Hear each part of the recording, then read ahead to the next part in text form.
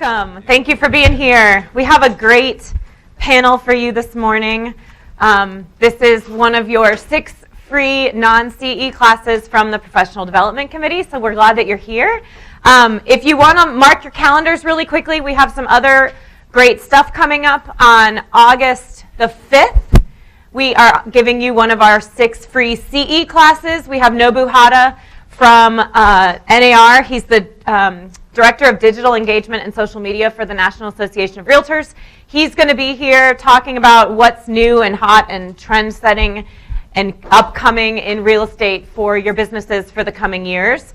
And then on August 13th from 9 or 9:30 to 4:30 is the Showcase Trade Show at the Cobb Galleria. So that's August 13th. The tickets are $10. It's a great day of education, and there's 2 theaters of speakers and instructors and education, as well as a huge trade show floor with people, offering you their services and giving you out their little logoed stress squeezy balls. So, lots of stuff you can gather and take home that you'll end up giving to Goodwill 3 months later.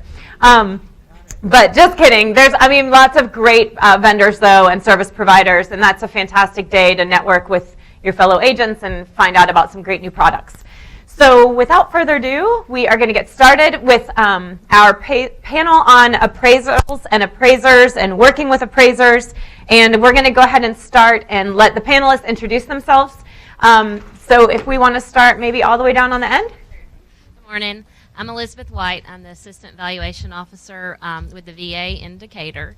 I have been with VA for about 7.5 years now. Started out as a review appraiser, moved to senior review appraiser, and I've been the Assistant Valuation Officer there on the appraisal side for a little over a year. We also have an Assistant Valuation Officer that's on the Specially Adapted Housing side, but I primarily handle the appraisal side of things. Thanks. Good morning. My name is Jake Dore. I am a real estate appraiser. Worked with Scott Murphy with DS Murphy & Associates for over 10 years. And then I am now working as a National Review appraisal for SunTrust. So I'm now on the back end of the appraisal industry. Yep, so Jake reviews all the appraisals over at SunTrust that we send in. I'm Scott Murphy of DS Murphy & Associates. We're a large residential and commercial appraisal firm, and one of our specialties is that we have now 37 appraisers. So we've got people who know the very specific areas, but I've been appraising for about 30 years, and always a pleasure to be here. Hi, I'm Debbie Knowles. I'm a realtor and one of the partners of the Atlanta Sold Sisters, and I've been in real estate for about 17 years, and we started the Atlanta Sold Sisters about 4.5 years ago, and just a successful team. Great. Thanks for being here. And I'm Maura Neill. I'm a realtor with RE/MAX around Atlanta. I'm the immediate past chair of the Professional Development Committee. Our chair, Lee Adkins, is here today. And this is one of the events that we're proud to bring you every year, so we're glad that you are here. So let's go ahead and get started, and let's talk about appraisals. So panelists, what are some of the biggest complaints or issues that you're hearing about in any, you're all in sort of different parts of the field. What are you hearing from an agent perspective that are complaints or issues with appraisals right now? VA low value. VA low value, okay. What else? There's a big misunderstanding about what square footage is and room count is, so there's a lot of unhappy people thinking that the appraiser didn't measure their house correctly or give them proper credit for different amenities. Okay. Low value sometimes, and having to fight to get it to the contract price. So abuttals and appeals of appraisal. Jake, you have anything for me? Well, as far as from what I get from agents right now, biggest complaint is they didn't use the comps that I had initially thought were comparable. Okay, so using different comps and trying to figure out why they use those comps. So we're going to address all of these issues in the next hour and a half. But let's start with first, what can we as agents do? So how many of you in the room are working real estate agents, realtors right now? Is there anyone who's in a different part of the business, who's a lender or an appraiser themselves? Okay, so most of us are agents, and probably the number one question in our minds is, what can we do as agents to assist with the appraisal process? So, Scott, what can we do as an agent when an appraisal is scheduled for a property that's under contract? What could an agent do to assist you and your appraisers? Yeah, I have a checklist, and one of the things that I really recommend is you try to be there at the inspection. I know y'all hope we have lockbox keys and we'll use them, but if you or someone from your team can meet the appraiser there, that's just from my experience, not what the appraiser wants. He generally doesn't want you to be there. But in your best interest, be there. Identify the appraiser. Make sure that he is who he says he is, or who is the person who eventually signs that report. Give them copies of the comparables that you feel are the best, and even the worst. Show them the good and the bad, and put notes on there as to why those comparables are good or bad. You are our link to the local market. I mean, an appraiser should be pretty specific and know your market, but yet we're still covering a pretty broad area. You know that subdivision better than anybody else, so we should be soliciting that information from you. So if you get that appraiser is just giving you the stiff arm, like, no, I don't want your information, don't give it to me, that's really a sign of an incompetent appraiser. He should welcome that information from you. So a list of improvements with the date that the improvement was done, that's one of the things that we have to put on our report. And if you've got a survey or an old appraisal, that's not bad to put out for the appraiser either.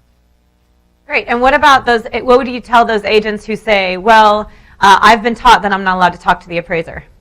That is not true. Loan officers are not allowed to talk to appraisers, and they try to muddy the water with that, but you are allowed to talk to us, and an appraiser should talk to you. Part of our job is to verify information, and you're one of our first verification points, so I should be asking questions of you. Of course you're biased, that's his complaint, is that you're biased. Well, everybody's biased. So, I'm an adult, I'm an appraiser, I should be able to weed out the biasness and go verify the information. So don't let them tell you can't talk to them. Jake, do you have anything to add to that? Yeah, I think it's actually very important to speak to the appraiser about not only the property, but the market, the school district, what is driving, who is looking at the property, who is selling, because sometimes that helps the appraiser. In some markets, if you're down in Midtown and you're doing a condo, you need to show the appraiser what are the amenities that this condo building has that would compare to the other condo buildings, although we're not the school district, because most of the condo buyers are not families. But if you are in Morningside or on the cusp of DeKalb and Fulton County, you need to make sure that you point out this school or this home feeds into this certain school district, so they know that when they're looking for comparables, that's what your buyer was looking at.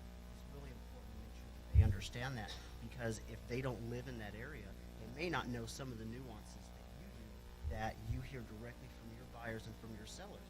Because when you go in, you show a property, one of the first things that we hear is, well, this isn't in the school district I was looking at. And so that's one thing that helps you drive your clients to the properties that you show them. That's another thing that the appraiser so they look appropriately. Yes, and as a listing agent, a lot of times I do ask my seller to get a pre-list appraisal. Sometimes I offer to pay for half of it, but if they are like, number one, way out in left field, and we want a reality check. If it's not the price they want to list it for, I might hide it in a drawer, but then they have in their head, okay, I know I'm a little high, and so that helps my job down the road. And if we do accept an offer and it's at our price, I can hand that appraisal to the new appraiser for the buyer, and just if it's in the right realm, and just go, I just want you to know we had a pre-list appraisal. This might help your homework. Here you go. And most people will take it and be happy that I made their job a little easier.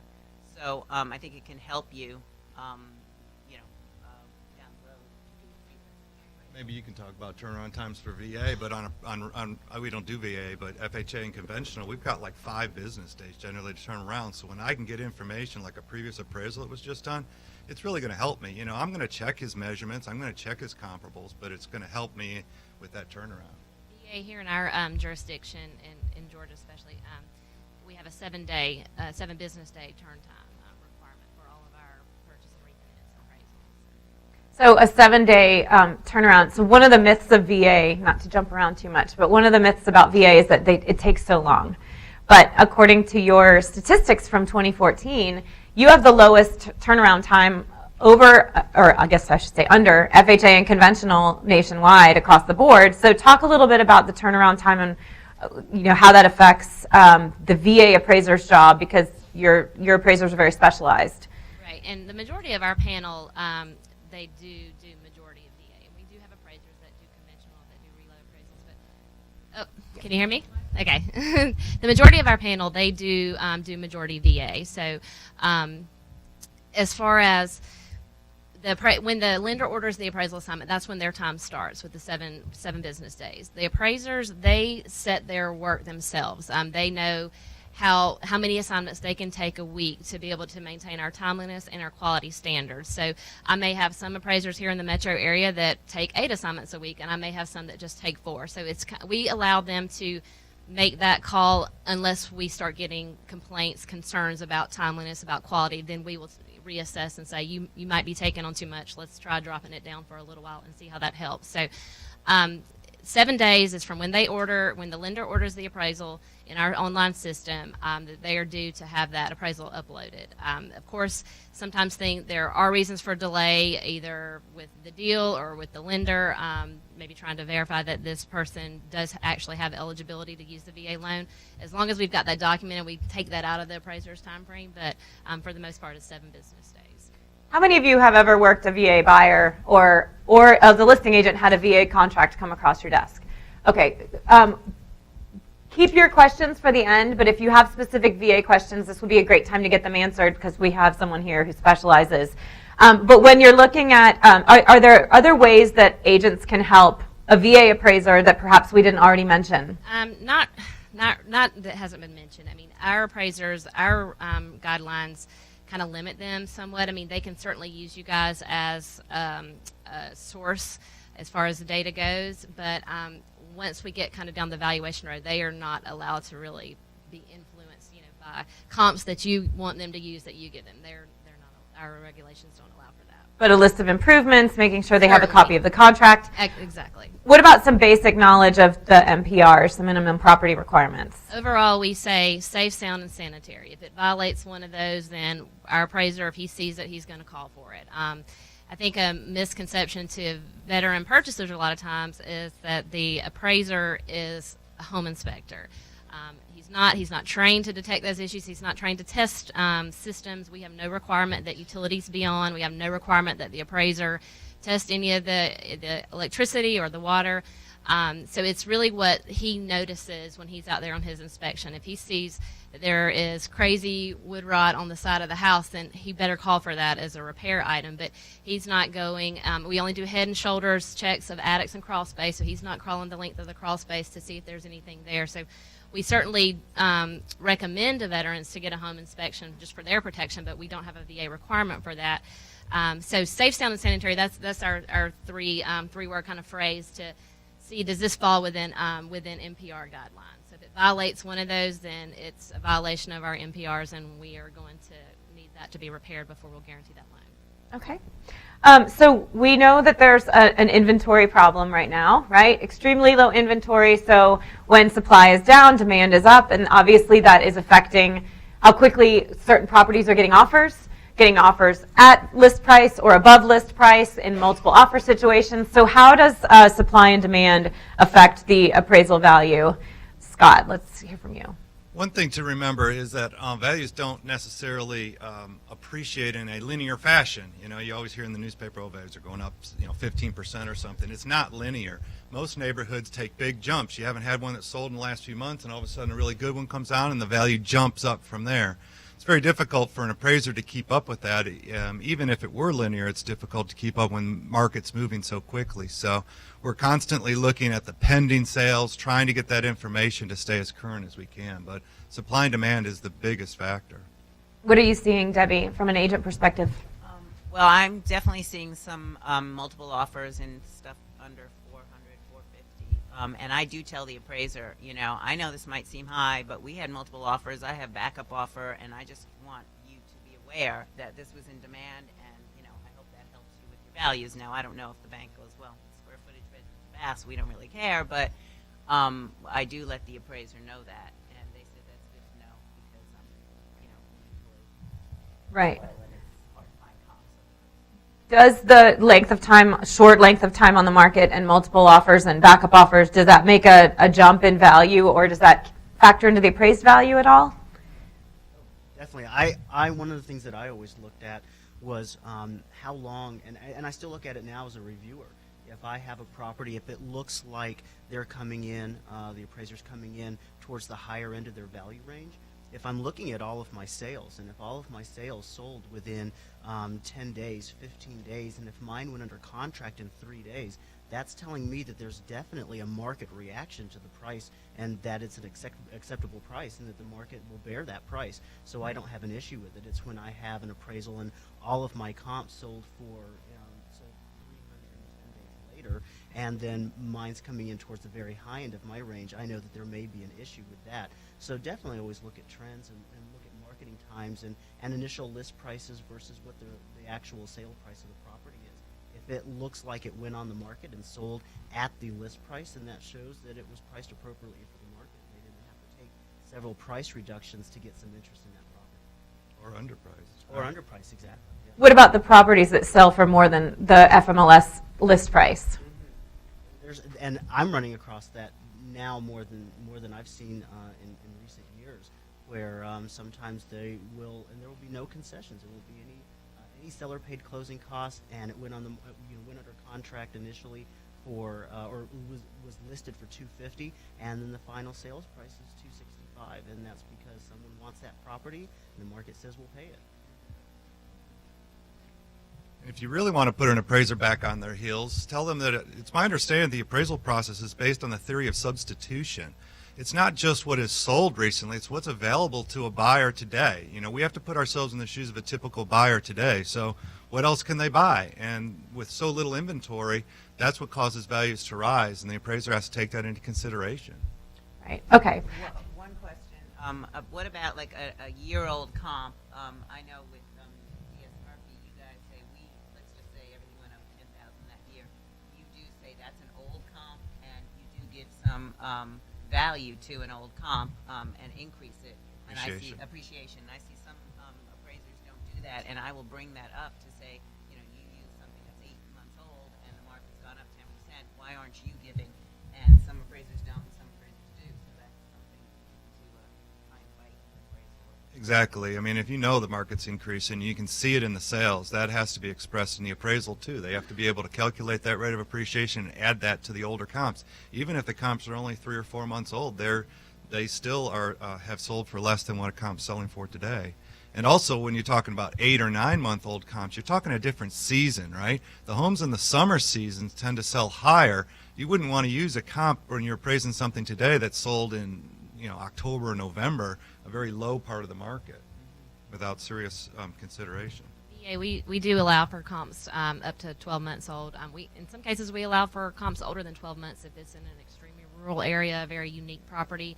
I recall a quadruplex in Columbus that there just weren't any others there in Columbus that had sold in the past, I think, 18 months, and the appraiser used older comps.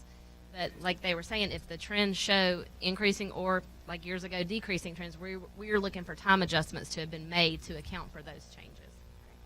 So Debbie, you mentioned pre-listing appraisals a while back.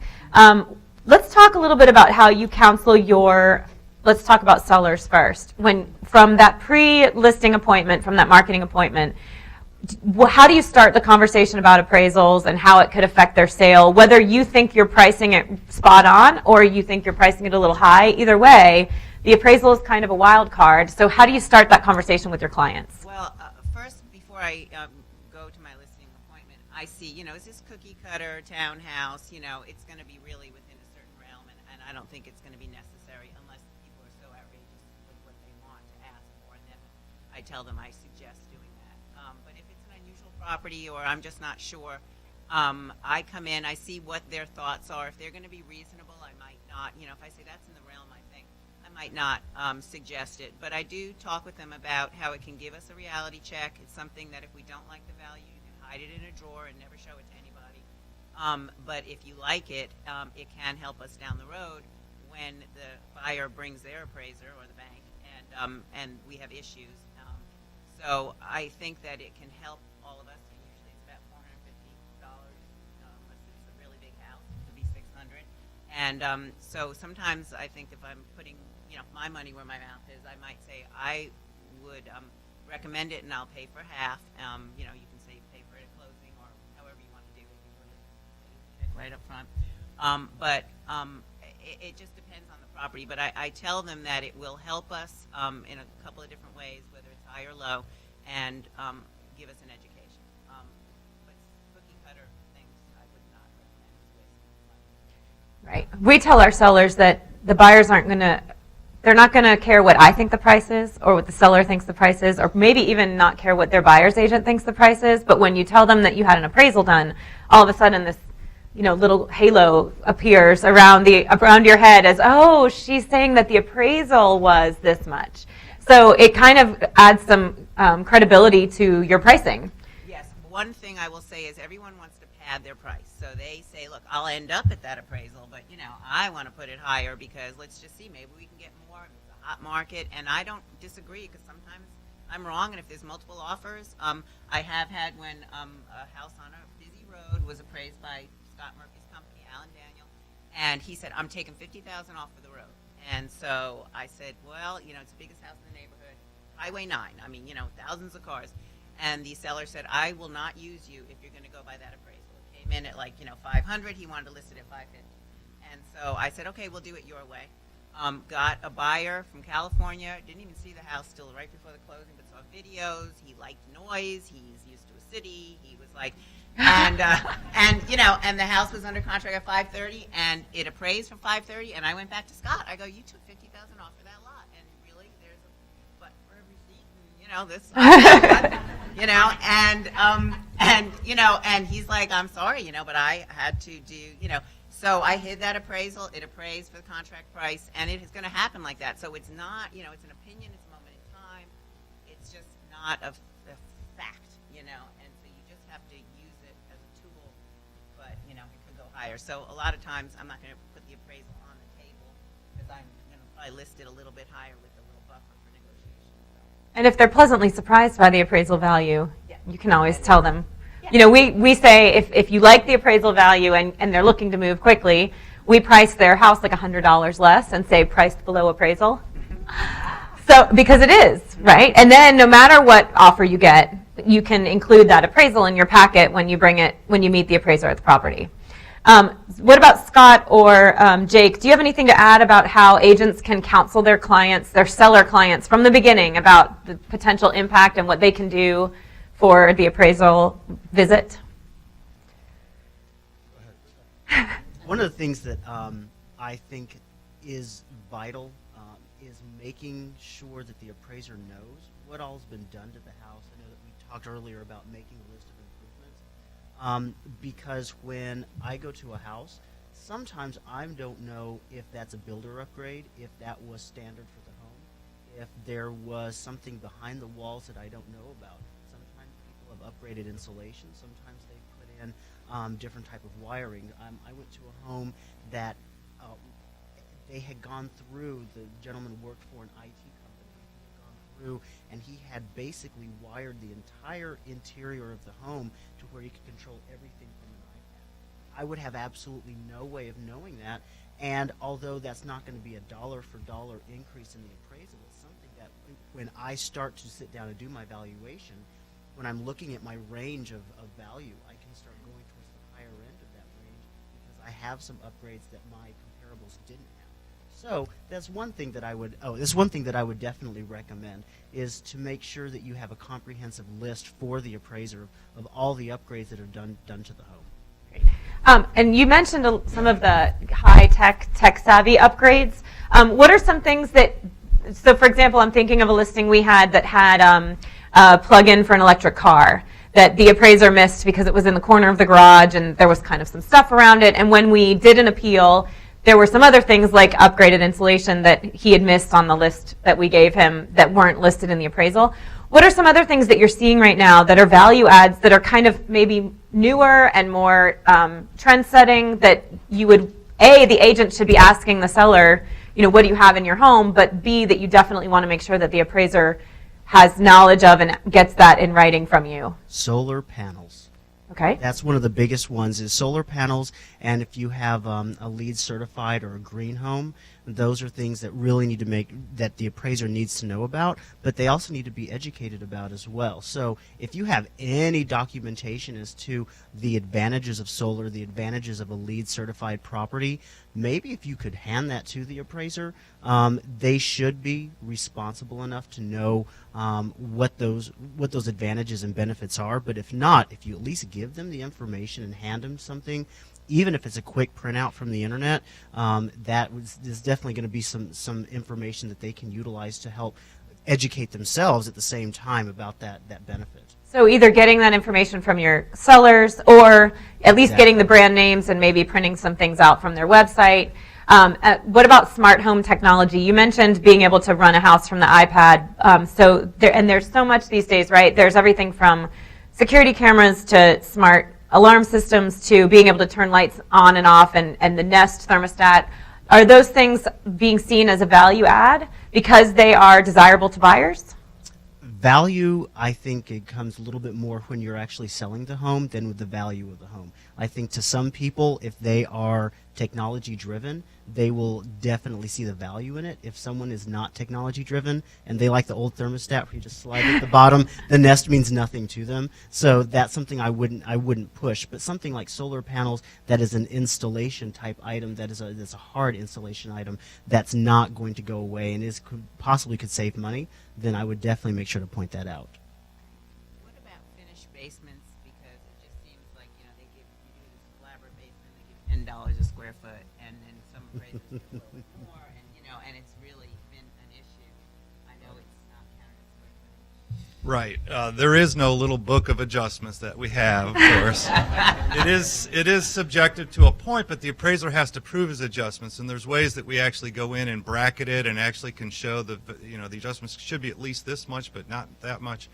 But yeah, typically a basement is going to bring back 50, 60, 70 cents on the dollar. If it's really extreme or very nice, I've given it as much value as the above grade. So there is movement in there, but generally the basement's going to be something slightly less than the above grade space.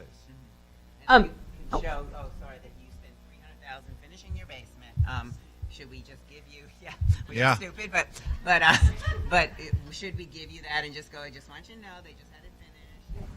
Well, and the other thing about that too, and giving us all that information, we get it. We might hit your value, but we also have to convince that underwriter that it's up in Minneapolis that's reviewing it, or Jake's equivalent at the lender to convince them. So the more ammunition we can put in our report, the stronger our report will be on review.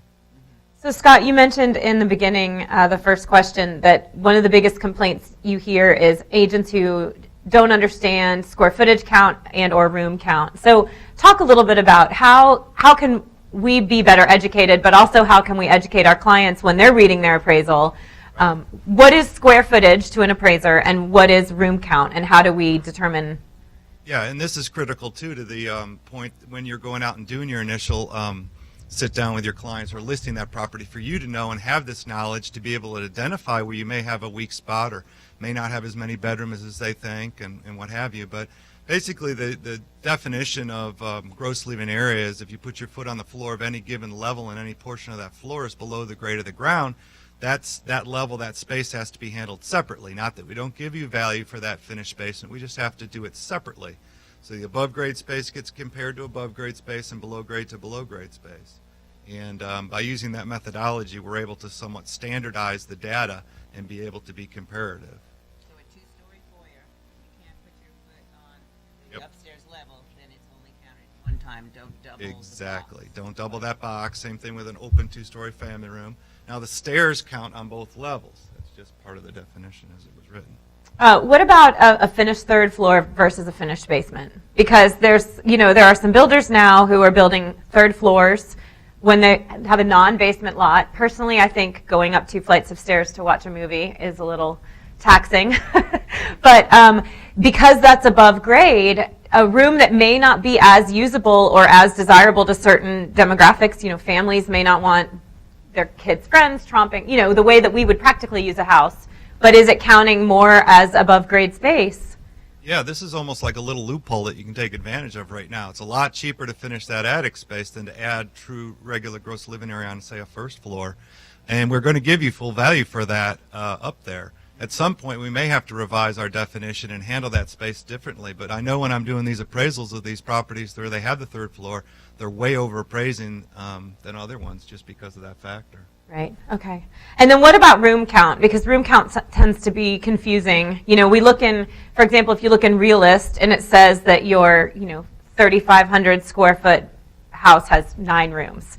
So obviously Realist is not always the most accurate, but how do you define a room, especially today with open floor plans and, one room that's being used for 3 uses, but there's no walls to delineate separate rooms? With VA, it's just kind of dependent on the appraiser. We might see, like what you said, like a kitchen, living room, breakfast area considered 3 separate rooms. Sometimes the appraiser might consider the kitchen and the breakfast area too, but we're not putting a lot of with VA, when we're reviewing our appraisals, it's more about the total gross living area. We don't generally see adjustments made for differences in room count. Really not even for differences in bedroom count a lot, and the appraiser will note that this is accounted for in the GLA differences. We'll see the adjustments made in the bath count. But as far as, if I can look at a sketch and I can kind of say, okay, I see where he got 9, I'm fine with it. Now, if it's something way outlandish that's, way high or way low, then I'm going to say, are we missing something on my sketch here? It's just kind of dependent upon our appraisers. Okay. Anything to add? One of the things that I always, whenever I was working with agents, is I always tried to sit down with the agent at the property to make sure that we were on the same page with room count, as far as especially with bedroom count. Because in many cases an agent would say, okay, I have a 7-bedroom home. Said, actually, no, you have a 5-bedroom home because you have 2 bedrooms in the basement, and we do not count the rooms in the basement regardless of the finish, whether it is the best finished basement or the paneled wall basement from the 70s. It doesn't matter. We don't count those rooms in the overall room count. So just make sure that when you're consulting with your client, you make sure that you let them know that really what you have is a 3-bedroom home or a 4-bedroom home, because we're not counting the rooms in the basement. That's going on a separate line of the appraisal. Just because we're not counting them doesn't mean we're throwing them away and they don't matter. We're just taking them into account in a different portion of the appraisal, so we make sure that everything is apples to apples as much as possible. Right. I agree. With VA, I actually just responded to a congressional inquiry last week where the veteran purchaser felt that he had 6 bedrooms and 5 bathrooms, but it was a finished basement area, and so same with, and he thought that the appraisal should have the basement area listed as for the GLA, and so it was an easy complaint to respond to, but it was just, if you guys can make your clients aware of that, hey, this isn't going to be considered in the total GLA, the total room count, it would make our lives a little easier.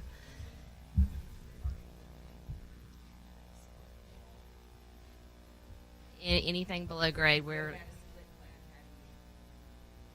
Is that a basement, or some people say it's a basement, some people say no, because it's all above grade? as Scott mentioned, if there's any part of that floor that's below grade, we're considering that, yes, that area below grade.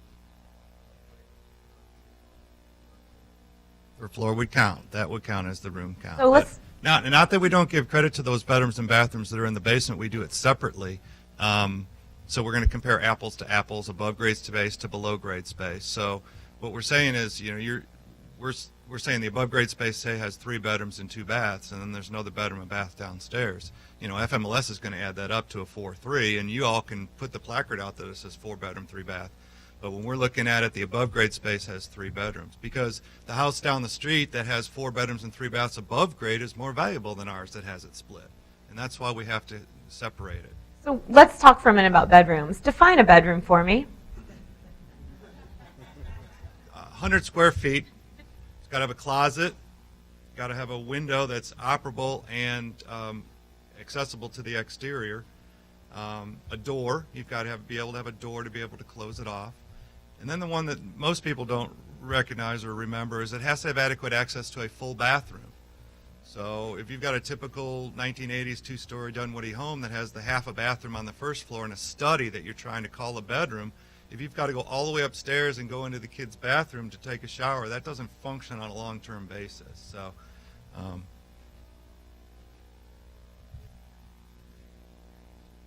right. With a half bath, they should not count it as a bedroom. Yes.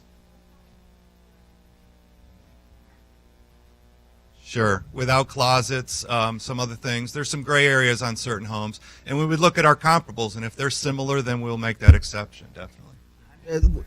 So for example, we're listing a house that was listed 3 years ago, and they have 2 bedrooms in the basement, bedrooms. In other words, they have a door and they have a closet, but there's no window. They're below ground.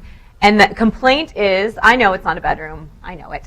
But the complaint is when we bought the house, the listing said that it had 2 bedrooms, so it was listed as a 6-bedroom, 4-bath house. So when you're dealing with that, Debbie, what's your script for those clients when now you're listing their home, their agent was a part-timer and they're not in business anymore, right? So what do you say to those people? I would say we're going to get a lot of gruff if I, put it as bedrooms, but if you want me to, I will list it, and then I'll get the complaints. It's not really a bedroom, and just so that you know, so if you want it to look, bigger and, but when people come in, they're going to be, they're going to say, no, it's not. So I will do it, and stretch the truth a little bit, but we might have to adjust it, and, I would try it that way for them. I mean, I'm not going to get arrested for doing it, right. But, we stretch the truth a little bit.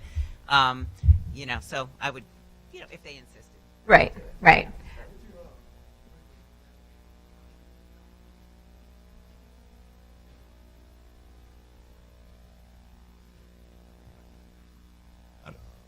Counting basement rooms separately. The question was, we're going back to counting rooms in the basement. They're separate, and they made the point that they're apples to apples. So rooms in the basement would be compared to rooms in the basement of another home. But how are you counting rooms in the basement? We use the same methodology to count the rooms as far as classifying the rooms. And then on the basement line, you'll actually see 1 bedroom, 1 bath, or what have you. We split it out separately for the rooms in the basement. And then square footage in the basement. Square And the footage square of the footage, basement. yeah. Finished. Yes. Yes, regardless of what county. So, Yeah. Elizabeth, I want to go back to preparing sellers for the appraisal process, because with VA, if you have a VA purchaser, for those of you who've never worked a VA loan before, we talked a little bit about the minimum property requirements that the property has to meet, and the VA appraiser, much like an FHA appraiser, can put conditions on the appraisal that would be in the form of repairs needed prior to closing. So if you're counseling a seller, or even the buyer's agent is counseling maybe the listing agent, they've noticed some things during the showing. Talk a little bit about things that a seller could or should do when they know that that appraisal is imminent. Let's say it's coming up in a week. What can they do to make sure that their home is ready? Without any repairs listed, is that what you're asking? To try to avoid, how do you counsel a seller, this is what the VA is going to be looking for? Now, our appraisers are not going to set out for any type of cosmetic issues. So if dirty carpets, our appraisers, he will take that into account possibly in the condition ranking and adjustment, but we are not going to have a requirement for the carpets to be replaced or Peeling paint. Peeling paint. Interior, if it's not pre-78, cosmetic. Pre-78, it doesn't matter where it is, we're going to call for repairs for it. And we have very specific repairs for dealing with pre-78 possible lead-based paint. Exterior peeling paint, it doesn't matter the year. Our appraisers are going to call for it because it could impact the structural integrity of the dwelling. So safe, sound, sanitary, so it could affect the soundness of the property, any type of peeling paint on the exterior. So we don't consider exterior peeling paint cosmetic. That is an NPR issue. But on the interior, if it's not pre-78, it's cosmetic. We are not going to require for that. Like I said, we have no requirement for appliances. VA does not. Our manual reads that only that there's space allowable for cooking and kitchen facilities. So as long as there is a spot where you could put a stove or a spot where you could put a dishwasher, those are our requirements. The difference being in more custom-built homes, if they are truly built-in appliances that they've been removed, then our appraiser may call for that because it is a built-in item. But as far as preparing, like I said, it's safe, sound, sanitary. So if they see something that's going to violate that, you could advise your client to either try to make the repairs or try to make replacements if it's something that needs to be replaced. Going back to the carpet issue, I have seen some carpets that were so soiled by animals that lived in the house that the appraiser considered it a sanitary issue and called for carpets cleaning, and we stood by that. If the appraiser says, this is so dirty that it is a sanitary issue. So that, keep that in mind for VA. Safe, sound, sanitary. Our lender's handbook is online, and chapter 12 is the minimum property requirements chapter. So, of course, we don't cover everything because it's not possible to, but if you can certainly reference that to see some of the ones that are black and white kind of issues. So, for example, if your seller has already agreed to repair wood rot, it might be advisable for them to do that before the appraiser arrives, right? So that's not an additional condition that now the appraiser has to double check or the underwriter has to check off. Or something like an old stain on the ceiling, but the roof has recently been replaced to fix the repair or to fix the leak. So maybe you go ahead and paint the stain so that it's not something that gets called out. Right, correct. Because even if it's a contractual item that they're going to repair that wood rot, if it's there the day of the appraisal inspection, he's going to complete his report subject to that being done. That's going to be set out on our notice of value as a condition of guarantee, and it will a final inspection will need to be done, whether it's by our appraiser or the lenders have the option of signing off on the finals themselves. 99% of the time, they don't want that responsibility, so they do call our appraiser to do that, and we do have a $100 fee for any repair inspection. So if they can get it done prior to, it might prevent them from having to do a repair inspection. Great. And believe me, most appraisers do not want to go back out and do that inspection. We're not just calling for these to make another $100. For me to get in my car and drive all the way out there, do the inspection, come back, write up the report, it's more trouble than it's worth. So we're not trying to nickel and dime you. So let's talk about the dreaded low appraisal. Let's cover, we're going to cover VA last because it's a totally different process. If any of you have never had to do that, you should know this information just so that you know for the future. But let's talk about when we find out that an appraisal is coming in low. Scott, when an appraiser determines that they're going to have to come in under contract price, what is their process? What are their steps that they have to follow? Well, first off, a low appraisal is a bad appraisal, and a high appraisal is a good appraisal, right? Now, if an appraisal comes in low on your purchase, you need to be prepared. You need to be ready to submit a rebuttal. Most lenders have a very simple process. Sometimes it's a form. Sometimes it's just a way in which they want it done, but you go back through the lender. You've probably got the appraiser's business card. Do not call the appraiser. My hands are tied. It's especially the way the systems all work now is I send my appraisal through electronic portals, and even if I discover I made this egregious error and wanted to fix my report, I couldn't do it without the underwriter's permission to actually physically open that portal. So you need to go back through the lender to the underwriter, and you need to have a very compelling statement to stir up enough dust to draw that appraisal into question to get that underwriter to request the appraiser to make changes. The underwriter is under no obligation to automatically send everything they get on to the appraiser. They're the filter. They're going to determine whether there's validity here to even send it to the appraiser. So before it gets to that point, I usually tell the appraiser of my listing that's coming, if you have any problems, can you please call me before you make this in stone so that I can see if I can help in any way. And a lot of times they will honor that. I mean, some are, curmudgeons, and they're like, send it in and it'll be what it'll be. But I try and have an open communication with them so that maybe you can nip it in the bud and go, well, why can't you use this? And he'll go, well, I can. It's too far away. It's blah, blah, blah, and just, so some of them will usually be nice to call you before they submit it. I think the relationship that you can create with the appraiser is really important. So we make a point to meet appraisers, whether it's our buyer or our listing, and give them a packet like we discussed earlier. And even if they are curmudgeons or standoffish and hold you at arm's length, you've still provided them with information they may not have had. So giving them your card, like Debbie said, and saying, if you think this is going to come in low, please call me, because I might be able to answer any questions that you have if they're questioning anything. Because otherwise, if you're not a resource, they're just going to write up the report with the information that they have. So let's say they don't call you, though, Debbie. What do you do when you get that call from the lender or that email that says, or from the buyer's agent that says, hey, the appraisal came in low, we're sending you a request to lower the price?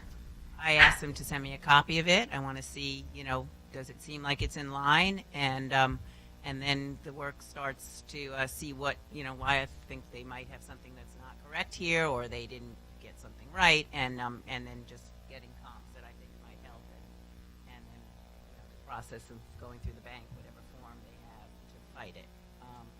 unless everybody says, you know what, it's only $5,000 difference, we'll split the difference, but we do try and fight it first before we get into the negotiations. And when you're on the listing side, obviously, it's in your client's best interest to get that value up. But what about when you're on the buyer's side, Debbie? I'm sure you don't drive buyers around too much ananymore because you have buyer's agents. Yeah, I do. I have But, a lot of past clients. But I think in the buyer side, some of them are like hoping it's low. I hope it's low, and then Which we're is gonna terrible. we're going to fight for. And I said, don't rely on. I know it was a multiple offer, and you didn't remove your appraisal contingency, and so we're going to see what it is. And then if it is not low, some of them say, well, I thought it was going to come in low, and I'd be able to negotiate again. But in general, I would call the other agent. I would say it's $5,000 low, and I think my client's going to want to not pay above appraised value and try and negotiate on their behalf, and then they might want to fight it, and I let them do the work.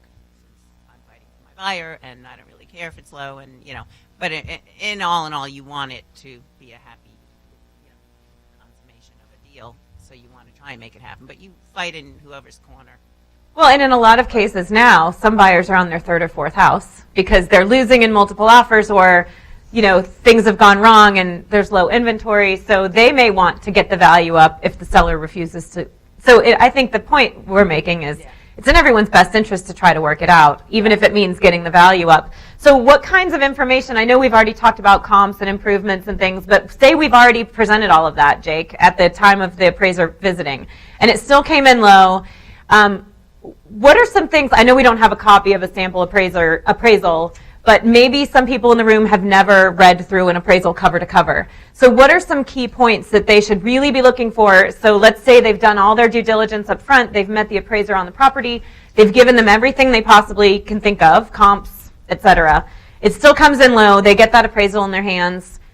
What are some key places in the report that they should really be looking for, at least before they decide to read it cover to cover? Definitely. I think one of the very first places they should look is near the very bottom of the first page. There is a section that actually lists the condition of the property and what improvements have been made. I actually just ran into a situation where my neighbors were selling their property. They knew that I was an appraiser, so of course they wanted to keep me in the loop on everything. And one of the things that the appraiser did not do is they clearly stated on the report that there had been no improvements or updates within the past 15 years, and they had actually put down new hardwood floors, they had renovated their kitchen, renovated the bathroom, they had put new decking on the back of their property, and the appraiser made no mention of it. And so I counseled them and told them that that was going to be the pretty much the core of their argument when going back to the lender, because I told them that that is the building block of their appraisal. If the appraiser did not mention or take into account any of the updates, then therefore that was going to translate through to the rest of the appraisal, that there were not, the appropriate adjustments were not made, or the appropriate comparables weren't even chosen. So I would always recommend that that's the first place you should look, is make sure that they have the core characteristics of the subject property correct, because if they don't have that correct, then everything subsequent to that is not going to really be relevant, or is going to be incorrect. So that would be the first place I would tell them to look. One other thing that I came across that really blew my mind was that the plus or minus of another property is only going to be about 40% of the square footage value. I thought it was going to be, 100%. Okay, if that house, it's $100 a square foot, then when you're comparing it, a plus or minus for the next house is going to be $100 a square foot. And so I had a couple of appraisals where the appraiser gave $25 a square foot, plus or minus. Okay, that really screws up the numbers. And I had called D.S. Murphy and said, what do you normally give? And they go, it varies, but it's about 40%. And I'm like, why? Why wouldn't you give?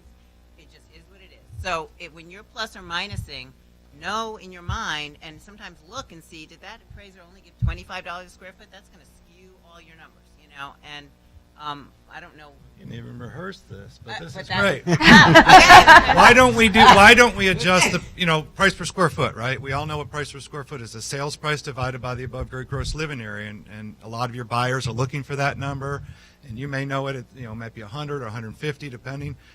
Why doesn't the appraiser adjust that number?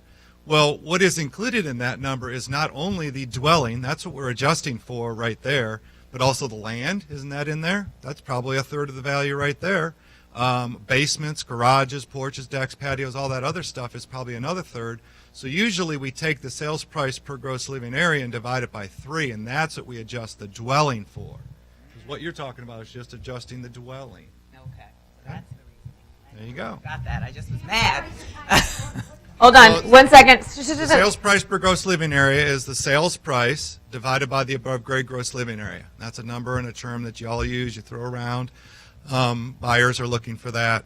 It's not a very accurate number. It's one that we don't put a lot of weight in because where's the square footage coming from, and we have basements, it skews things.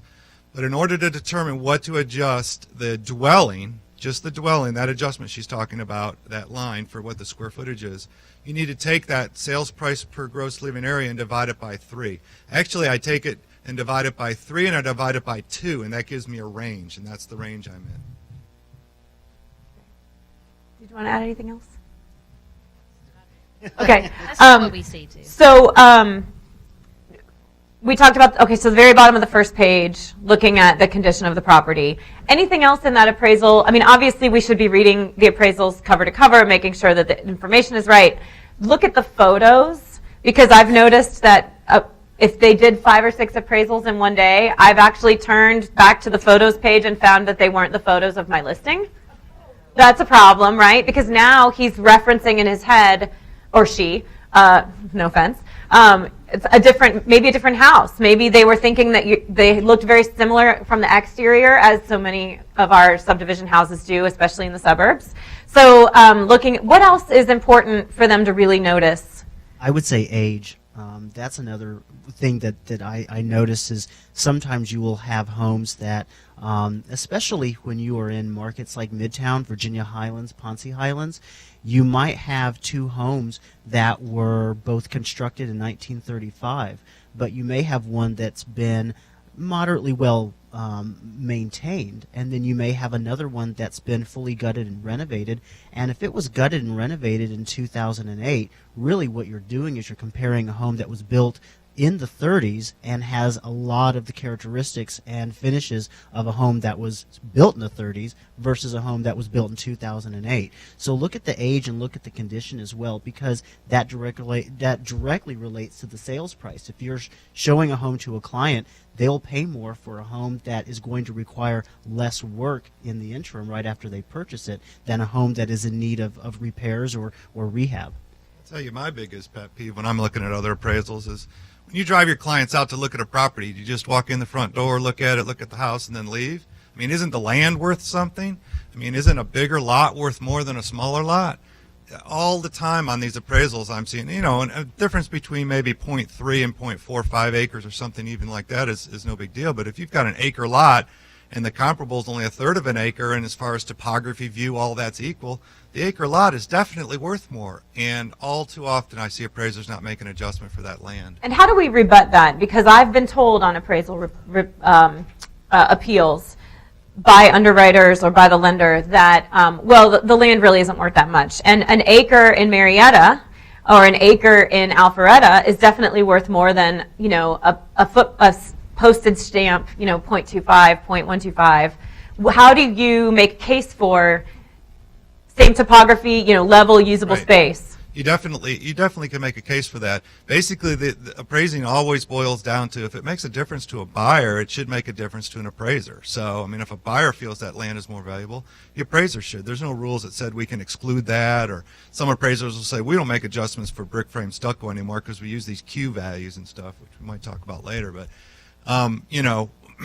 if it makes a difference to a buyer, it should make a difference to an appraiser. And if it's significant enough, again, half an acre to an acre, there should be an adjustment there. How do you rebut it? You could look at assessed values. I hate assessed values, but there might be some basis there. This one's assessed at 80, this one's assessed at 50. Okay. So like in the tax assessors. So when we're submitting, so we know what to look for in the appraisal. When we are submitting that appeal, obviously it should be in writing. Some lenders have their own forms, but what's the best way for us to put an appeal together? If you've never done one, let's say there's an agent in the room who's never done one or who hasn't had success with one, what should they be putting together to send to that lender or the underwriter for hopefully to get them to take the step to send it back to the appraiser? I would suggest that you find an appraiser that you can partner with that's not the appraiser that can help you with this, because one of the biggest things is having all the correct information. You may know of or have heard of RedLink or CompFlow, the appraiser's database. Well, we all know we can't use public records for square footage, so when you're trying to put a rebuttal together and you're using the wrong information, the appraisers are going to totally discredit your rebuttal if you give them all this false information. But if you can come in with all the accurate information, the true square footages, room count, and everything, than an appraiser would, you're going to have a much stronger argument. RedLink and CompFlow. CompFlow is the one that's more available now. It's CompFlo.com, and you can subscribe to it, and you would have access to all the data that the appraisers do, and actually all the data that some of the appraisers don't have access to. And that's how you can really rebut a bad appraisal. If he's not using CompFlow and you can get access to that, you can just blow him away.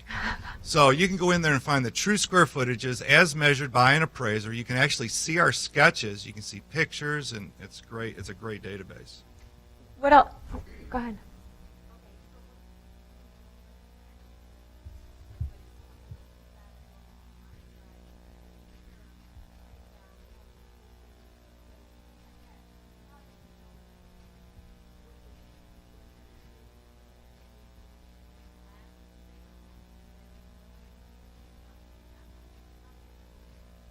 You don't. So the question is, how do we know if what we're finding in tax records or in the previous FMLS listing is correct in as far as square footage? You don't. It's so frustrating why FMLS only has one box there. They should have above grade, below grade, and then maybe we can be more specific.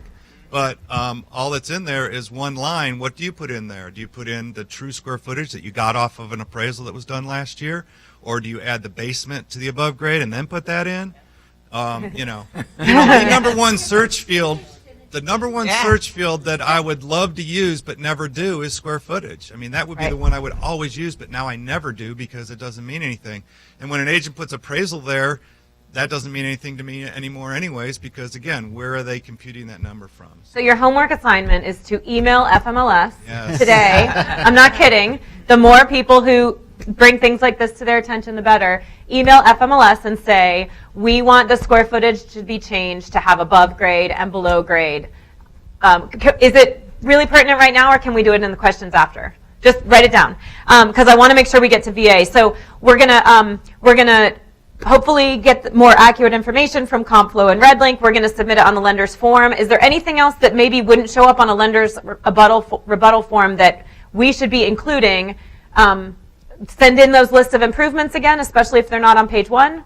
I would also say look at all the interior photos of the comparables, not just focus on your property, but look at the comparables. Because if the appraiser, let's say that your client has gone through and renovated their kitchen, if they're saying this home has the exact same kitchen as all 4 of these comparable sales, before you send that rebuttal in, look at the pictures of those comparable sales. If those are dated kitchens, if they haven't been renovated, or let's just say they're the kitchen that the builder put in. It doesn't mean that it's a functionally obsolescent kitchen, but it's not the higher end. You don't have Wolf or Viking appliances. Maybe you have a builder grade appliance package in there. That is a key component to be able to go back to the lender and say, the appraiser said these 2 are identical. I have proof that they're not, and that's good. So it's not always just looking at the subject property. It's also looking at those comparables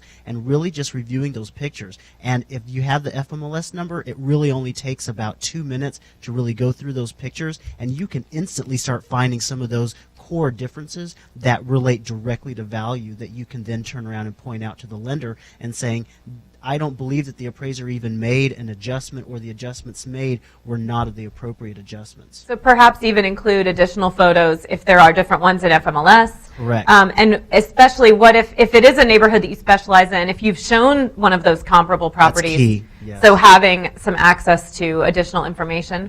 Right. And one question is exterior of the house, 3-side brick versus hard code stucco, I mean, some appraisers are giving value, some aren't, to Right. help them? You should. It's based on what the market reaction is to that, and they should adjust for that. And then also, again, being a local expert in that area, probably being in those properties, the photographs that y'all take and have your photographers take are always the best angles, right? There might have been a problem with that kitchen. Maybe the kitchen was really, really small, and appraiser even couldn't tell, so bringing those types of things up, too, will be good. And really quickly, define for us what's cosmetic and what's not. Because, Jake, you're talking a lot about kitchens. And I have had some lenders say, well, a kitchen upgrade, that's just cosmetic. So talk a little bit about, we know it's not, because granite is definitely going to appeal to a buyer more than laminate or porcelain tile with dirty grout. So how do we make the case to the underwriter in Minneapolis or wherever they are that this upgrade is definitely not equal to this comp?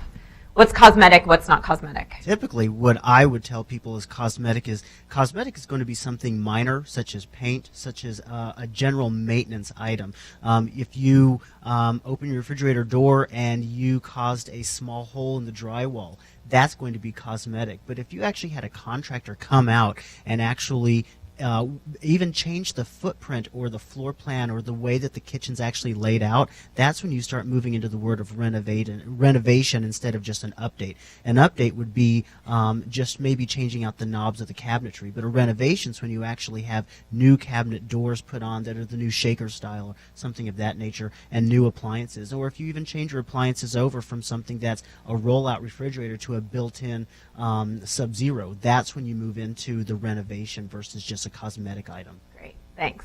So Elizabeth, talk a little bit about the appeal process for VA, because it's very different. So when an appraiser goes out and visits a property and he or she determines that the value is probably going to come in low, what happens from there? How many of you are familiar with the word Tidewater, if you've done VA loans? Tidewater. Tidewater is is what we call our policy if the appraiser sees he is coming in below contract price. What it requires him to do is notify the point of contact that was listed on his appraisal order. Generally, that's someone, the person at the lender that's ordering the appraisal request, but he's required to notify that POC that he's invoking Tidewater. If you hear the word Tidewater, just let that throw up a flag coming in low. What he's not allowed to do is he's not allowed to say the value he's coming in at. So you can't ask, well, what are you coming in at? He's not allowed to tell you the comps he's already used or reviewed. But when you hear Tidewater, it's basically the opportunity to provide any additional sales that you want to make sure he has seen. There is a 48-hour turn time for that. So when he notifies the POC, he's required to hold his appraisal report 48 hours until he hears. If he hears from them, even if he doesn't hear from them within 48 hours, then he uploads the appraisal report. So like I said, generally speaking, the point of contact listed on the appraisal order is somebody with the bank, but my experience is they contact you guys pretty immediately to say, hey, appraiser's invoking Tidewater, get us the information so we can send it on to him. So that is before the appraisal is completed process. So after Tidewater is invoked, let's say he uploads the appraisal and we're still low.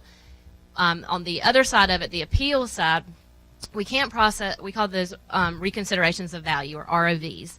We don't process an ROV until the notice of value has been issued because in our mind, there is no value to appeal yet.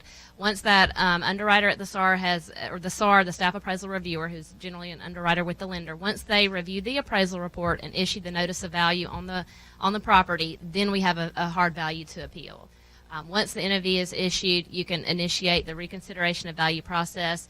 What that would involve would be to send additional comps, just kind of how they were mentioning earlier, additional comps that you feel should have been used, or comments if you feel that there was an error in the appraiser, in the appraisal, or something was missed, those type of comments. And that goes to the lender's staff appraisal reviewer, the SAR at the lender. They are the point of contact on an ROV.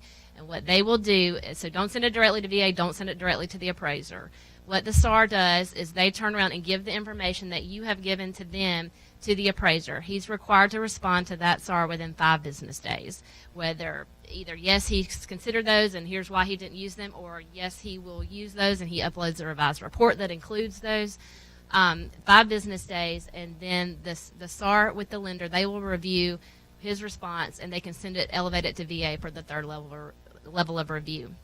A couple of things I want to note is that if the requested increase is 10% or more, our regulations do require a field review to be completed on that. So that can add a little bit of time to the process, just scheduling the field review and getting one of our staff out there, and it is done by VA staff out there to do the field review. We review the appraisal report, subject all the comps, and then the additional information that you guys have provided.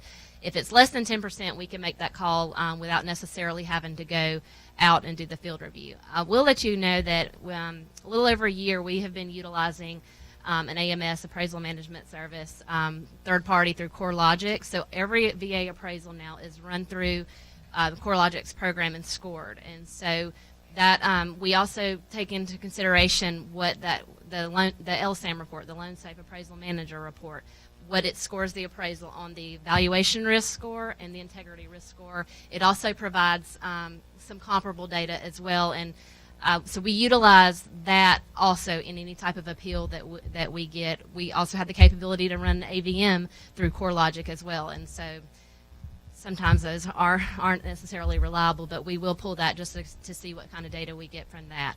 So that is that's our appeal process. Once a field review's been done, though, that's pretty much, we don't have anything further to go on. We don't, our appraisals are valid for 6 months, so we would not allow a second VA appraisal to be done. However, if you had an outside appraisal done, certainly you can, we see that all the time, send that in as far as part of your rebuttal, part of your appeal. You send in that other appraisal report that you have done, and we will certainly review that. We would never utilize that appraisal report to change our notice of value, but we could certainly review that data to support any type of increase that we may sign off on. One question. You just said that the report is good for 6 months, but if that buyer walks and you get a new buyer, then it's a whole new appraisal. It's not in Correct. stone, and they will not use that old The appraisal is correct? tied to the veteran borrower. So if Scott's purchasing a property or wants to purchase the property and gets an appraisal done, and for whatever the reason decides not to, next week Jake decides to purchase the same property, it's a new assignment for Jake. It doesn't matter that the appraisal was completed last week. So that's 6 So- months. New borrower, new assignment.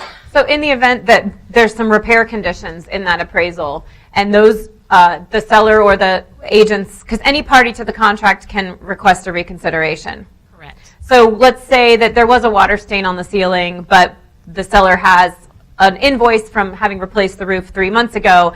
They could submit that as well, as far as, hey, that's cosmetic now. Correct. That Yes. we put a new roof because there was a leak and now it's Correct. fixed. So even repair receipts for things that are repair conditions. Okay, I'm going to ask one more question. I'm going to steal one of your mics. Jake and Scott, do you mind sharing for the Q&A? Let's talk really quickly while people are getting their questions ready. Really quickly, Scott and or Jake, define comps for me. So as people are listing properties, we want to use the right comps, right? And then also when we are maybe preparing to meet an appraiser or preparing an appeal, sellers give us comps from my exact floor plan sold in Cobb County, brand new construction, but it's my floor plan. So that's a comp, right? So, which obviously we know is far-fetched. But what should we be telling our sellers, and what should be the smartest way that we utilize comps? What's a true comp for an appraisal? A comp is an alternative property that a typical buyer would choose when thinking of purchasing the subject property. So it's got to be similar in style, similar in condition, similar in size. We typically feel about 10% of the square footage on either side. So if you're 3,000, maybe down to 2,700, up to 3,300. But that comp down the street that's sold at 4,500 square feet to your 3,000 is just not comparable, even though it's in the neighborhood. So it's got to be similar and something that a typical buyer would. There really is no mileage range. You hear that an appraiser is supposed to stay within a mile or what have you. That's a Fannie Mae guideline, but I'm going to go as far as I have to find the next most similar comparable. Not jumping over a good comparable and leaving it behind, but especially when you're doing farmland or rural properties, you've got to go a long distance, or a unique property where I have to go 7, 8, 10, 12 miles.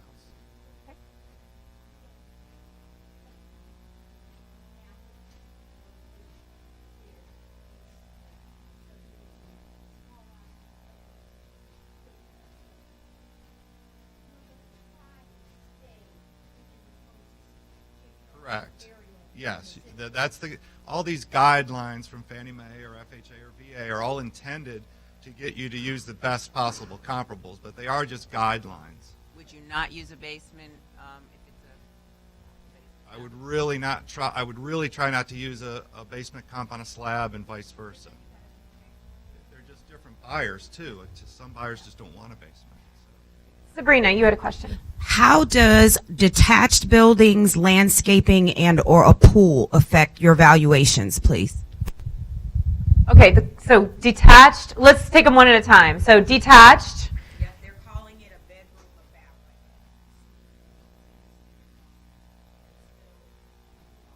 like over a garage maybe, over a detached garage, like a guest house? Guest house, okay. If it is detached, then we do not include that in the gross living area. We do not include that in the room count. What it should, the accurate way to denote that on the appraisal is the appraiser should say that there is an accessory unit.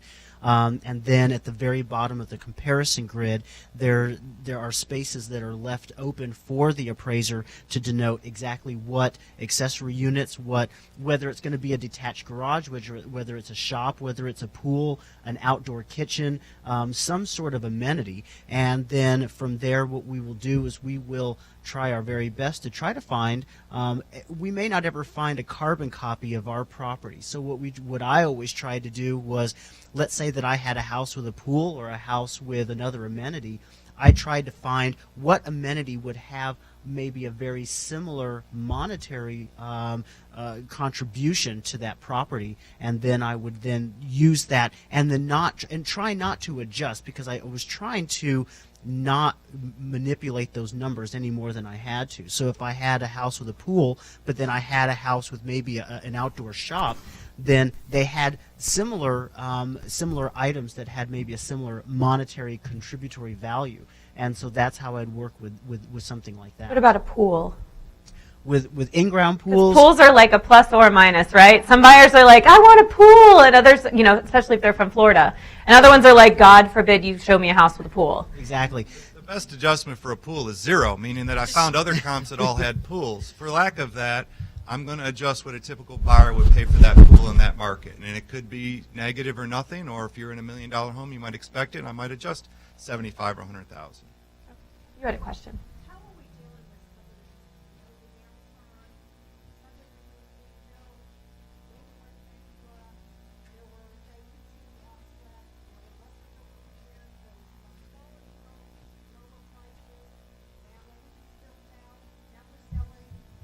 One of the newer ones. We're seeing this all the time, and until all that inventory gets absorbed, we'll have to do, well, even after it gets absorbed, you're going to have those hybrid neighborhoods forever. So we're looking at comparables in that similar phase, but we can still look at some of the comparables in the prior phase, because you're benefiting one way or another. Either you're benefiting or it's either helping or hurting you. And then we look outside the neighborhood for other ones that are similar to the subject. So it would be wrong to use all the superior comps against the newer one that's inferior, and vice versa. So you sometimes have to blend it. I think it's important to note that a sale does not mean it's a comparable. Sometimes it just means that it's another sale. So that's one thing that we try to do, is we try to find what home, and I always, whenever I was talking to agents at properties, I say when you're looking at a comparable, use the word conversely.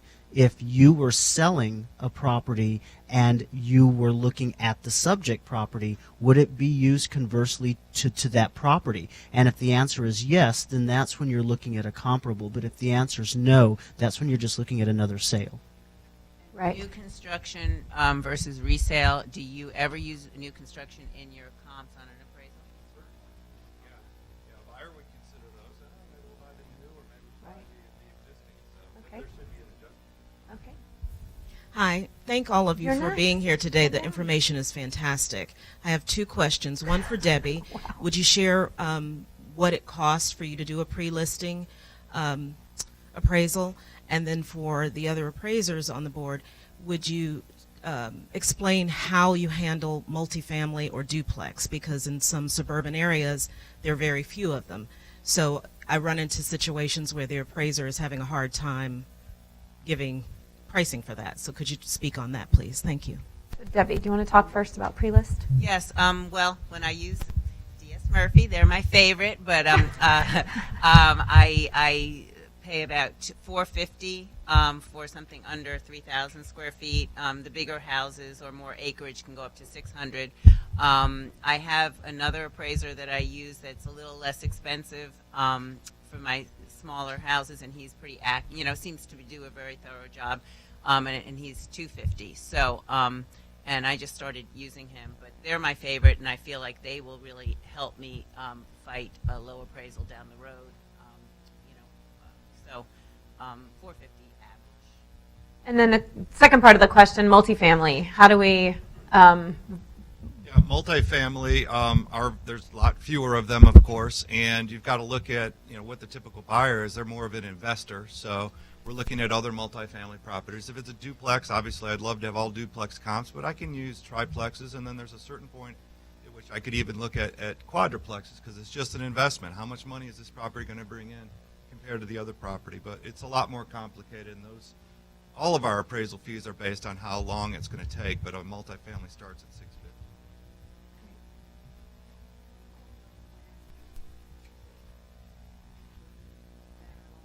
I used to have a list of the best things and the worst things, and landscaping was on both lists because you want to create that good curb appeal and get people in the house. So you definitely want to spend some money to get it there, but don't create Callaway Gardens in your backyard because nobody wants to maintain that. So there's a fine line between those. I've run into the situation where I've had a pending comp that I know is going to close. I mean, it's past appraisal, it's past all their due diligence, and it's just not closed yet when the appraiser shows up. And I've given that in, and they're like, no, that isn't counted, and then they're not even putting it on there as a pending. But then when I talked to them, they said, okay, but it is actually a comp once it closes. And so can you talk about the timing of when it actually has to be closed to be used as a sold comp? Yeah, that's a great question. I'm sorry to jump on all of them. But once it closes and you've actually signed the papers, it's a closed sale and we can use it. So if I call you and you said, yeah, it closed yesterday, and you can provide me with a HUD because it's not published anywhere, we're all set. Same thing with FSBOs or other homes in your neighborhoods that aren't multiple listed. If you can get a HUD or some good verification for us, then we'll be able to use it. Yeah, it definitely can be used in a rebuttal, and he should have used it in his report. It needs to be in there to show the current market. He cannot appraise it. His appraised value has to be between the adjusted values of his sold comparables, but, I may go to the very highest end of the range because of these two pending. Of course. As far as a rebuttal on VA, if it was not closed as of the effective date of the appraisal, we will not consider it. Correct. Okay. Over here. Two quick questions. One is in a basement, we talked about bedrooms. There used to be some kind of a rule about the window had to be accessible. You had to have egress. So what's that exact rule? And also, second question, how do you adjust for stucco versus synthetic stucco versus hard coat, and also brick versus frame? Yeah, it has to have an operable window, and some area says it has to be a fireman be able to get in full gear, but a good-sized operable window is required, and a window that's accessible to the exterior. I had one the other day where they put a family room addition on the back, and the window to the base to the bedroom was into that new family room. Well, that doesn't qualify anymore. I can escape the fire into the family room. Yeah. So, and then stucco, again, we're gauging market reaction, So if your stucco's been certified, it's all inspected, the synthetic, and it's in great shape, the buyer reaction may be very minimal. But there's definitely, brick is definitely superior to stucco and so on. As you get to the higher price ranges, that starts to blend out with the overall quality of the home. There's so many other factors that go into it. Okay, back here, and then Tim. We're getting to all of you, I promise. Hi, thank you for the panel, first and foremost. We have an issue where sellers or listing agents are actually selling it off market. And then it goes, you can see it maybe on Realist or tax records or whatever it is, but you don't see it on FMLS or Georgia MLS. Now, there are viable comps, but we don't always see them showing in appraisals or for sale by owners. Well, one of the things that I think that's key. If you know of that sale, and if you know that sale even potentially happened, that's one of the sales that you want to bring to that appointment to be able to provide to the appraiser. We can definitely use sales that occurred off market. The verification for some of the data can be tricky, but if we are able to verify the data, then we can definitely use those sales. I run into that a lot also with new home subdivisions, new condo subdivisions. Sometimes they won't list all of their sales, and that was really hard, especially in the final sellout, when they basically retained all of their sales, they retained all their sales data, and they had, the Ritz-Carlton did that.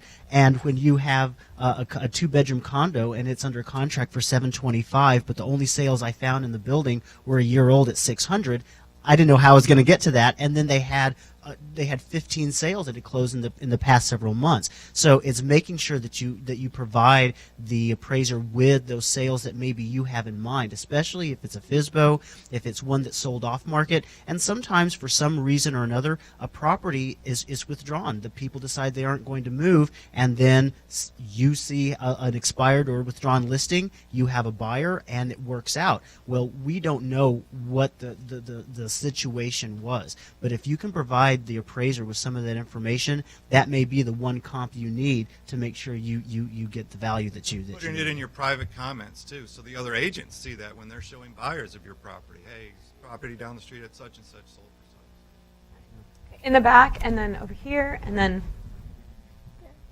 I have a comment and a question. I'm a lender, just to be straight up. But one of the things about the appeal process that's, I think, worthy of everybody asking their lender is, how is the appeal, or where does the appeal go? Because if the appraisal goes to the underwriter, the ability to get both the underwriter and the appraiser to change their mind is more difficult than if it comes to the originator or the branch level, and you can work on the appeal before the underwriter sees it. Because underwriters, just in my experience, are risk averse. They're not for looking for ways to make things work. They're looking for what's the lowest risk outcome for me. And so I would just suggest, when you talk with your preferred lender, that you check and see, where does the appraisal go? Because I think you have a better opportunity to get a better outcome if the appraisal does not get to the underwriter before you have a chance to appeal it. Just based on experience, that's been my sense. My question, Deborah, I have an agent that continuously. Not continuously. She has a lot of multiple bid situations on the buy side, and she'll just bid the thing up. She'll basically, it's like on Amazon or on eBay. She just bids the thing up to where she wins the deal, and then she counts on the appraisal to renegotiate the price. And I'm just curious, on the listing side, do you put something in place that says, hey, listen, you're $25,000 above the list price. Guess what? We're not going to adjust our sale price after this. We've been very successful, but I just tried to remove an appraisal contingency from and the buyer's agent said no. But for the most part, we if somebody wants it bad enough, we say, we want all appraisal. You can have your finance appraisal, but not appraisal. You can finance contingency, but not appraisal contingency. And we say we will accept your offer if you remove it. You think it's worth it? The market's telling us it's worth it. We're not going to worry about the bank, and we'll move forward with you. And probably 1 out of 3 says no. But so when I counter back, I say remove your appraisal contingency. You won the bid, and you think it's worth over half. All right. This is a VA question. If the appraisal is tied to the veteran, does it matter if the veteran is disabled and refinancing or purchasing a property? Does it affect the appraisal at all? No, it does not. They're out there to appraise the market value of the property, so that's not taken into consideration on the appraisal side. Now, I would assume that would probably come into play possibly with their eligibility. Maybe is that okay? Just wondered. The funding fee. Sorry, I have my assistant loan production officer over here. It does affect the funding fee, but that's on the loan production side, not the appraisal side. over there, and then over here. Yes? So we talked about above grade and below grade. I had a home where everything below grade you could walk into from three sides we could walk in, garage in the front, The back had windows, door, the side had windows and door. There was one section where the air conditioning equipment was, and it was 3 foot onto that foundation, just a very, like a 5 foot section. Is that below grade, everything down there? Technically, we have to look at some of these situations with, gray areas, and we adjust for them appropriately. But we want to look at our comparables and see if there's other comparables, probably built by the same builder or same time, that were all done about the same way. So there is some flexibility. Okay, I have the mic, so I guess I'm next. You're next. Okay. I am currently working with a very challenging situation where I'm the buyer's agent on a attached ranch condo in a very stable residential neighborhood where there are no comparables of like properties. We're in the appeal process now, and I have provided comparable units that are not very close by but are of a similar nature. I have also provided a detached home that's very close that has similar characteristics and size. What other suggestions do you have? That's really it. You've nailed it, because what would a buyer consider in place of the subject property? And so, yeah, I would go to the detached route, and then I would go the distance route. So I think you've handled it as well as you can. Yeah. Oh, and one other thing. It has a second phase, and there are 2 contracts that are at list price or higher, but the appraiser will not consider They're not closed those. yet? They're not closed yet. Here. Is it my turn? Yes. Okay, great. Thank you. My question is, obviously, we've spent a lot of time talking about rebutting low appraisals today, but generally speaking, if you were to ask 100 agents, 95 of them would say it's almost a waste of time. So my question is, can you let us peek behind the curtain? Why is it so difficult to get an adjustment? Do the appraisers get fined? Is there, what, because, I mean, seriously, we've all, and I mean, I'm sure most people in here have run into this, and I've never had a bad one from DS Murphy, by the way, so Knock on wood. I'll put that out there. But, an ounce of prevention we know is worth a pound of cure, but when an appraiser misses a bathroom and you rebut it and they increase the price by $500, something's going on that we don't know. So can you guys help us figure out what that is? In the old days, the loan officers used to have a lot of influence on appraisers. The loan officer picked the appraiser, and they were able to put a lot of that pressure on. Now it's flip-flopped to the point that the loan officers can't even talk to us.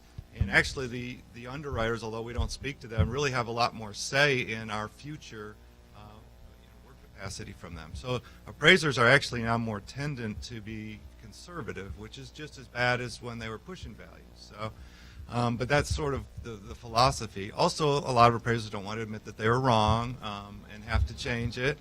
But if you come back with hard facts like that, missed a bathroom, and had good comparables, they really should consider that. So.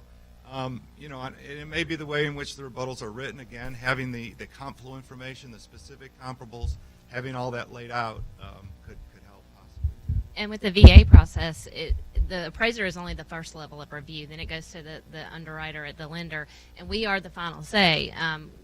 We do deny increase requests, and we also do approve them. It's just based on the data that we're reviewing. So the appraiser does not have the final say. If we approve an increase of $5,000, then we're going to issue that approval letter to the lender for them to modify their notice of value for whatever requested increase or approved increase that we have made. So, but our appraisers don't get fined or anything either.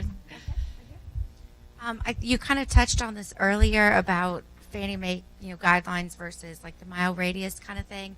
I have a buyer right now who is adamant that they've done their own research for hours, Zillow, and so accurate. Their research is 1,000 times better than anything we could ever have access to. So they're, just completely sold that the house is drastically overpriced when the houses that they're looking at on Zillow were sold in 2012. And what I'm trying to tell them is, you know, an appraiser is only going to go back 6 months. This one is, and if they can't go back here, then they will go, you know, kind of out farther in distance. So what do you, I mean, how else can we tell people listings? I mean, I usually do listings, but this one is a buyer. But how else do you recommend, like, guidelines that we can tell them that this is how they actually do it? You know, Right. I mean, I'll that let could be good and Jake bad, answer this but- question, but I'll tell you my thoughts on Zillow. Zillow's not always high, it's not always low, it's always wrong.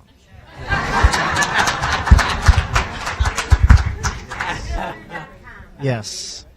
Well, Yes. Well, with regards to guidelines, there's no hard and fast rule because the appraiser is the author of that report. It is substantiating why they chose what they chose. But in your situation and in many situations is going to be you want to know what to list the property for. You're not listing the property in 2012, you're listing it now in 2015. So you need to choose the most relevant and the most recent comparables in order to arrive at the most relevant and reasonable price that the market will bear today. And sometimes that means you have to expand maybe mileage guidelines to go further out to find what sold within the past 2 or 3 months as opposed to finding what sold next door 4 years ago, because you're not listing and you're not buying. Buying power, interest rates, and the market are completely different now than they were back then. So going back, they're just basically doing themselves a disservice because they're either getting an overinflated or an undervalued number that they're basing their property value off of. So I would say, you know, going 1 or 2 miles out, there's absolutely nothing wrong with that. I can say that right now I see some sales that are 3 and 4 miles out, but it's sometimes based upon the geographical layout of the area. So sometimes you have to expand those guidelines or those radiuses in order to find what a recent sale is. You've been waiting very close to the beginning. Go ahead. Okay. And then over here, and then.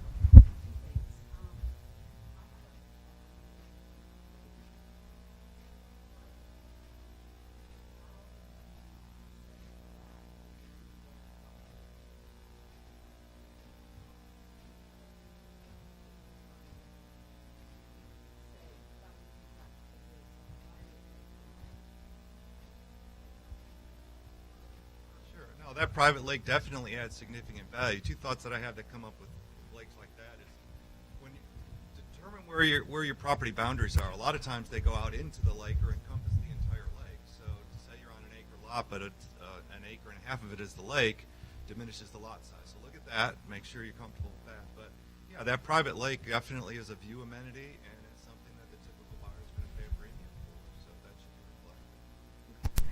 Was that both your questions?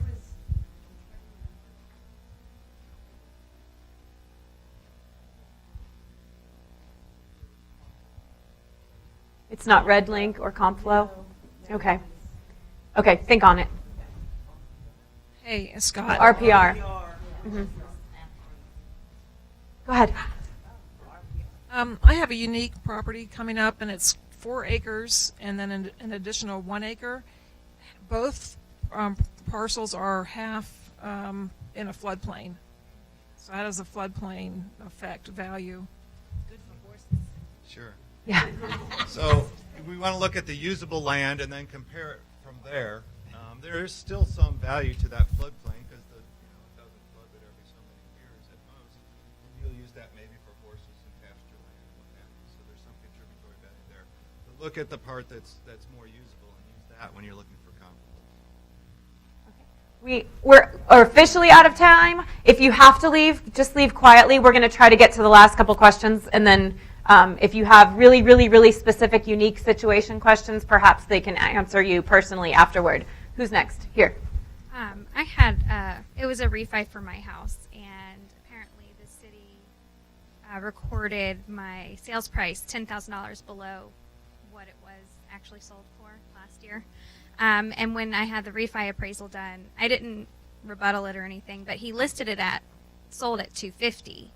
So how does that really affect? Because we bought at $260,000, and then he said that it was valued at $265,000 just in the last couple months, and I know that that is not true. It shouldn't impact it, but I'm sure it did. Yeah. And it's sort of the same way with Zillow. I mean, a lot of people are complaining because their Zillows are way too low and it's impacting it. It shouldn't affect it, but buyers are looking at that. So no one understands the Zillow rules. I don't completely understand it, but I believe if your property is not on the market, you can contest that value and possibly get it corrected. If you are on the market, you can't contest it. But you know, same thing there too. You didn't know to change that, or you know your square footage is off. You're not going to change it because it's just going to raise your taxes. But you didn't know that that would have an impact. It shouldn't have. Real quick, I have a listing coming up that's in a mid-rise condo building. I would like to slit my wrists, but I can't because every listing has a buyer, and I've got both ends, so I have to bite. I don't even know how to begin to evaluate a mid-rise condo that's not a new building. The other thing is condos in general. I have been with appraisers. There's a condo community called River Oaks where they're like houses, but they're attached. They're like actual houses, but are attached. And the values are all over the place. And I've seen appraisers measure square footage wrong. I mean, I'm a builder's daughter. I know how to measure. And I don't know what it's like. You can't talk to them.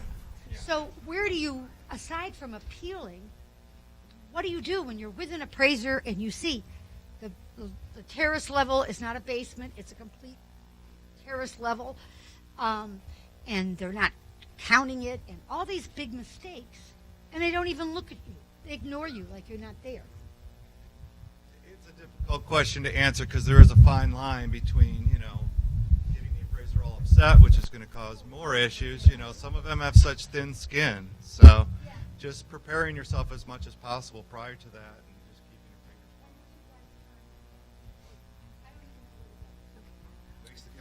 crossed. Mid-rise condos they're definitely tricky. One of the things that I would always do is go back to putting myself in the shoes of the buyer, and what are they looking for? Are they looking for a smaller, lower density building, or are they looking for maybe just a lower priced unit, because the higher you go, the better your views are, the higher the price is. Sometimes what I do is I would try to do a blend of lower floor units, even if they were in a higher rise building. But I also looked at the HOA dues, where was that driving some of the either pushback or some of the appeal and some of the amenities.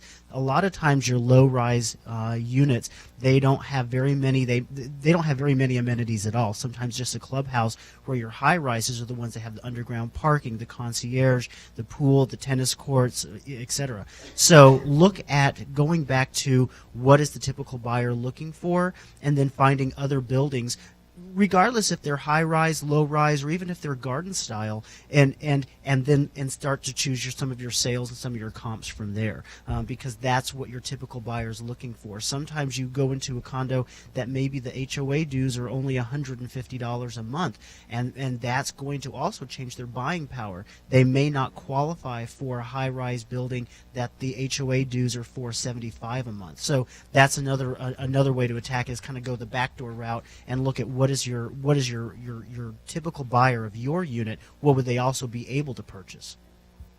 Okay, last two. Back, and then right here in the green. FHA appraisal, after the buyer has terminated the contract, can you still rebut the appraisal? And you mean on the listing side?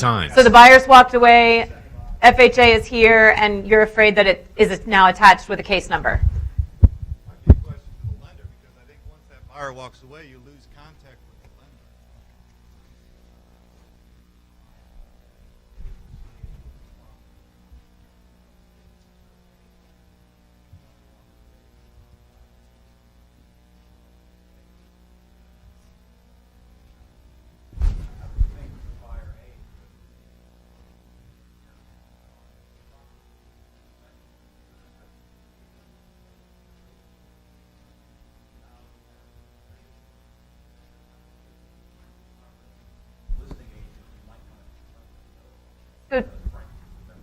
The question is, can the listing agent and or the seller, even if buyer A walks away, can they go ahead and appeal it in the hopes of getting the value up for the next buyer who comes along, especially if there are mistakes?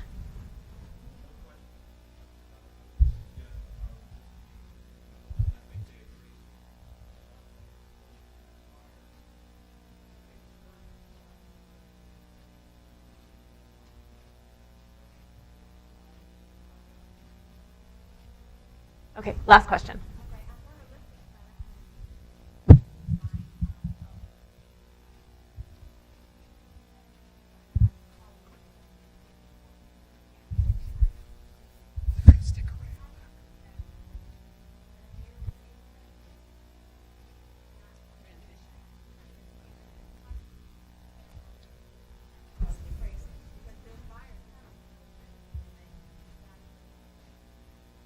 That's tough when we talk about these pioneering days, or these guys are just really having the foresight to do that. It's always difficult at the beginning to get those to appraise because we've got to convince the lender that this is actually going to happen. So it's a challenge. And sometimes we just have to get one or two under our belt and then we can start. Okay, so thank you so much. Give a big round of applause for our panelists. Thank you for being here. I know we ran a little over. I hope it was valuable to you. Please keep your eye on your email for upcoming sessions, and have a wonderful day.